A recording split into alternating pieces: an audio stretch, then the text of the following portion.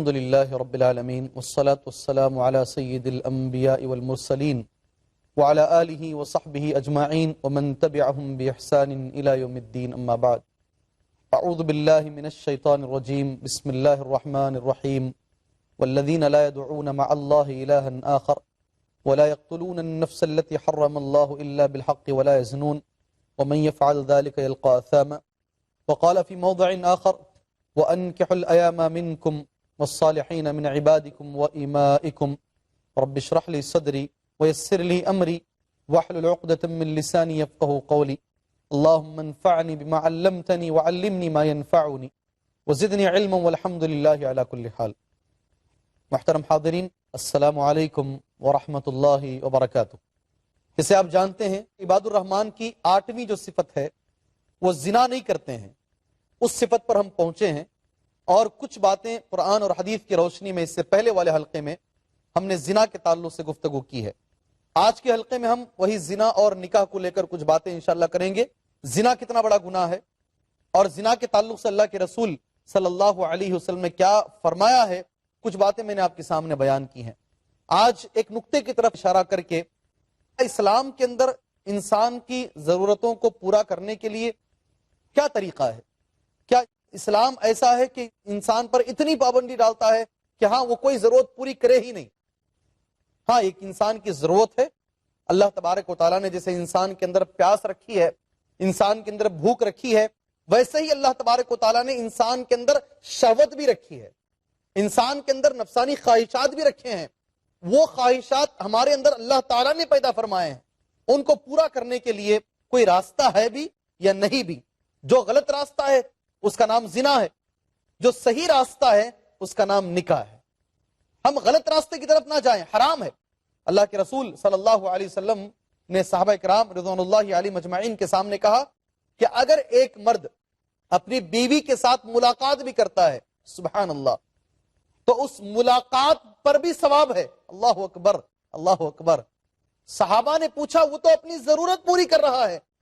نبی نے فرمایا اگر یہ ضرورت دوسری جگہ پوری کرتا تو غلط جگہ کرتا تو عذاب تھا نا. اپنی بیوی کے ساتھ اگر یہ ضرورت پوری کرتا ہے تو پھر یہ عبادت ہے اور یہ ثواب ہے. الحمدللہ الحمدللہ. میں ایک چیز کی طرف ناظرین کی توجہ چاہتا ہوں، اور وہ چیز یہ ہے، ہمارا اسلام جو دنیا میں آیا ہے حفاظت کے لیے آیا ہے. یقیناً میرے بھائی، 4 چیزوں کی حفاظت کے لیے اسلام اس دنیا کے اندر آیا ہے.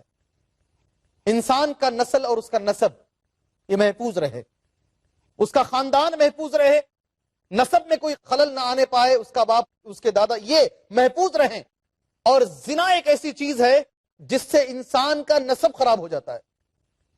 یہ کس کا بیٹا ہے یہ پتہ نہیں چلتا، یہ اولاد کس کی ہے یہ پتہ نہیں چلتا. مگر اسلام چاہتا ہے کہ ماں باپ ایسے ہی دائم و قائم رہیں، نسب باقی رہے.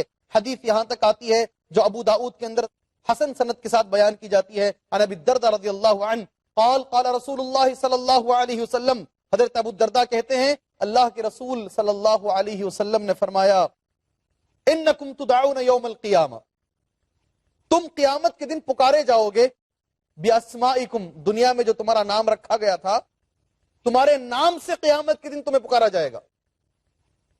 کسی کا نام عبداللہ ہے، عبداللہ سے پکارا جائے گا. کسی کا نام عبد الرحمان ہے، عبد الرحمان سے پکارا جائے گا. بات ابھی ختم نہیں ہوئی، دلیل ابھی آئی نہیں. قربان جائے وَبِأَسْمَاءِ آبَائِكُمْ، صرف تمہارا نام نہیں، تمہارے نام کے ساتھ ساتھ تمہارے والد کا بھی نام پکارا جائے گا.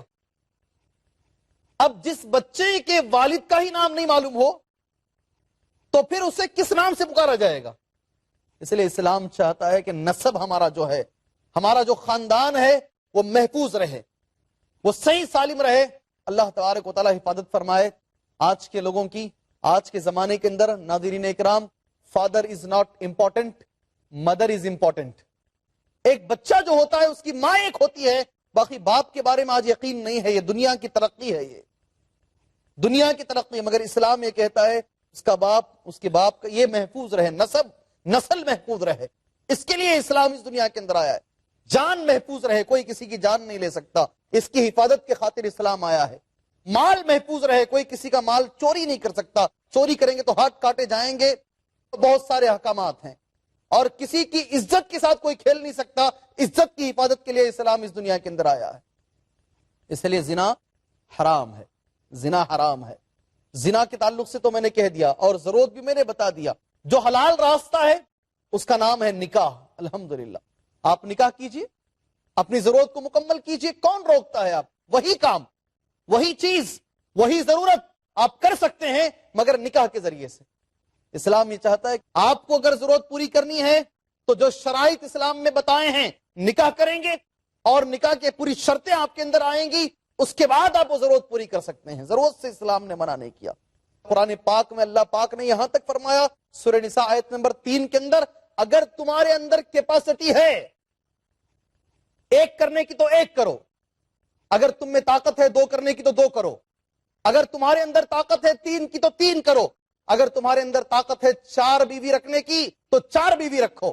وَإِنْ خِفْتُمْ أَلَّا تُقْسِطُوا فِي الْيَتَامَى فَانكِحُوا مَا طَابَ لَكُم مِّنَ النِّسَاءِ مَثْنَىٰ. 2 کرو اگر تمہارے اندر طاقت ہے، وہ ثلاث 3 کرو اگر تمہارے اندر طاقت ہے، وہ رباع 4 کرو اگر تمہارے اندر طاقت ہے. اگر طاقت نہیں ہے، بار بار سن لیجئے گا، اگر عدل کرنے کی قوت نہیں ہے، 2 بیویوں کے بیچ میں عدل نہیں کر سکتے ہو، تو قرآن کہتا ہے فواحدہ، پھر ایک پر اکتفا کرو، اسی میں تمہارے لیے خیر ہے.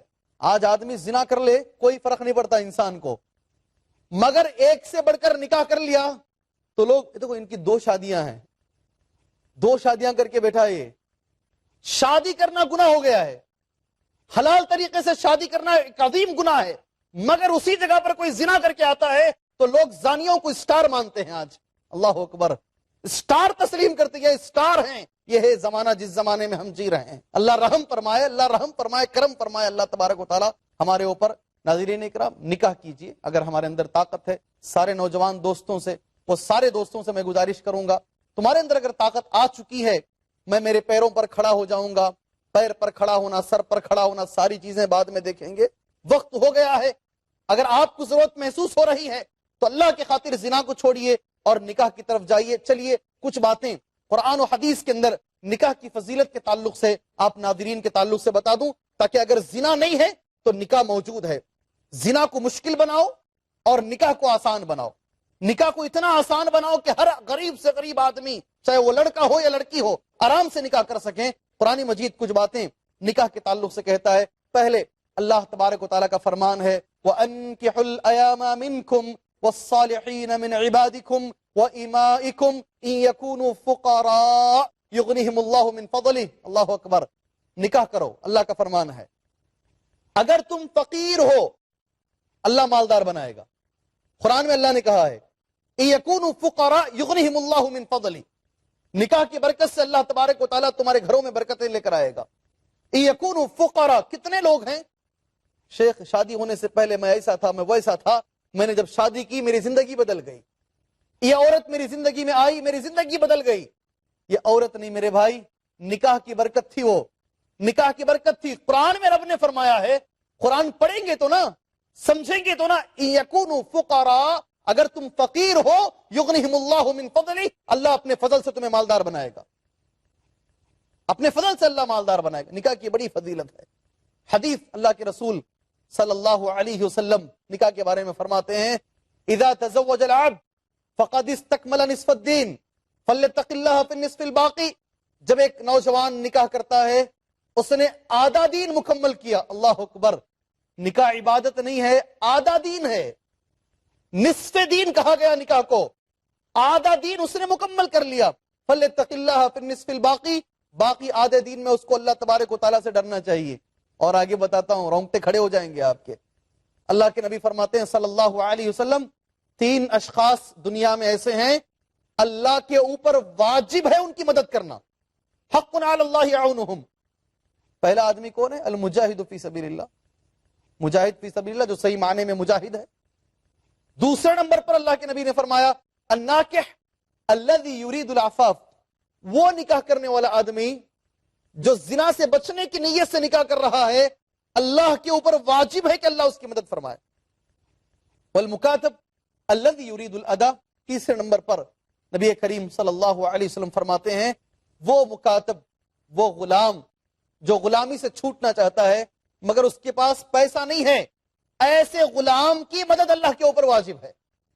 اس میں بیچ میں اللہ کے نبی صلی اللہ علیہ وسلم نے فرمایا، بیچ کا جو لفظ ہے وہ نکاح کرنے والا آدمی، اگر آپ نکاح کرتے ہیں، اگر غریب بھی ہیں، ڈریے گا نہیں، اللہ تبارک و تعالیٰ یقیناً مالدار بنائے گا۔ قرآن میں اللہ کا فرمان ہے، حدیث ہے نبی کریم صلی اللہ علیہ وسلم کی، کہ اگر 3 لوگ ایسے ہیں دنیا کے اندر، ان کی مدد اللہ کے اوپر واجب ہے کہ اللہ تبارک و تعالیٰ ان کی مدد فرمائے۔ اور آدھا دین ہمارے نبی نے فرمایا ہے نکاح کو۔ میرے بھائی، زنا کو چھوڑیے، زنا کے طریقوں کو چھوڑیے، زنا کے راستوں کو چھوڑیے، نکاح کیجیے۔ اور میں ساری امت سے گزارش کرتا ہوں، امت کے سارے لوگوں سے گزارش کرتا ہوں، نکاح کو بہت بڑی چیز تم نے بنا دیا ہے۔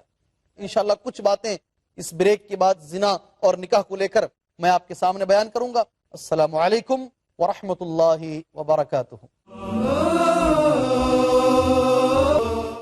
السلام علیکم ورحمۃ اللہ وبرکاتہ۔ ناظرین، بریک پر جانے سے پہلے، وقفے پر جانے سے پہلے، زنا اور نکاح کو لے کر کچھ باتیں میں آپ بھائیوں کے سامنے، آپ ناظرین کے سامنے پیش کرنے کی کوشش کر رہا تھا، اور میری یہ درخواست تھی آپ سے، زنا کو مشکل کیجئے، بڑا گناہ ہے، بہت عظیم گناہ ہے، اور اس کے مقابلے میں نکاح کو آسان کیجئے۔ نکاح کی خیر و برکت کیا ہے، نکاح کی فضیلتیں کیا ہیں، قرآن و حدیث کے اندر نکاح کو کتنی اہمیت دی گئی ہے، اس موضوع پر کچھ باتیں میں آپ کے سامنے بیان کر رہا تھا۔ نکاح کی جو فضیلت ہے، 3 فضیلتیں میں نے آپ کے سامنے بیان کی ہیں۔